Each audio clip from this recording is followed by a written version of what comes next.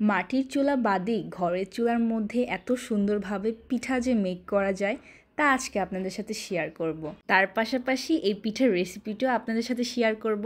আসসালামু আলাইকুম সবাইকে, ওয়েলকাম টু ফাইজ আলম ব্লগ। আপনারা জানেন এই পিঠার নাম যে ছিট পিঠা, বাট আমরা আঞ্চলিক ভাষায় বলি ছিটালটি পিঠা। এই পিঠা মেক করার জন্য প্রথমে আমরা আতপ চাল নিয়ে নিব এবং আতপ চালকে ভিজিয়ে এটাকে ধুয়ে তারপর ব্লেন্ডার মেশিনে আমরা শুকনো গুঁড়া করে নিব।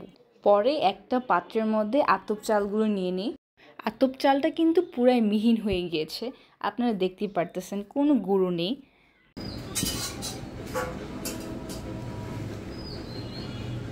এখন আমরা একটা পেস্ট মেক করে নেব।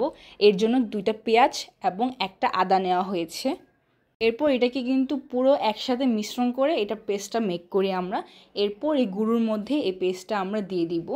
তারপর ভালোভাবে এটাকে মেখে নিতে হবে যাতে কোনো পেস্টের গুঁড়া না থাকে এই গুঁড়োগুলোর সাথে। ট্রাই করবেন একটু সময় নিয়ে এই পুরাটা প্রসেস মেখে নেওয়ার।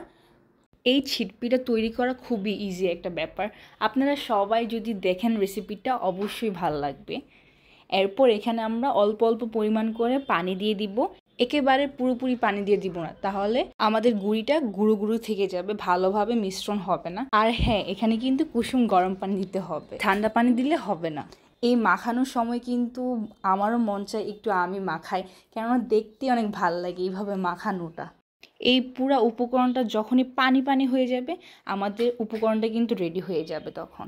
এরপর স্বাদ মতো লবণ এবং একটা ডিম দিয়ে দিব এটার মধ্যে এবং ভালোভাবে মেখে নেব। আমি না জানতাম না যে ছিটপিঠা এভাবে মেক করে।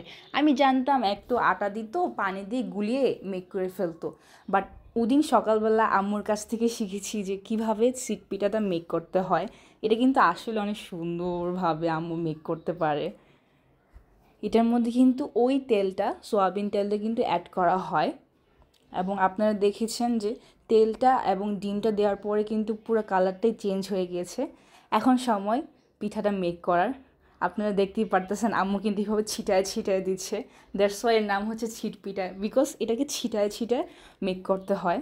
এই পিঠাগুলো যদি আপনারা গরু মাংস দিয়ে খান তাহলে কিন্তু অনেক মজা পাবেন।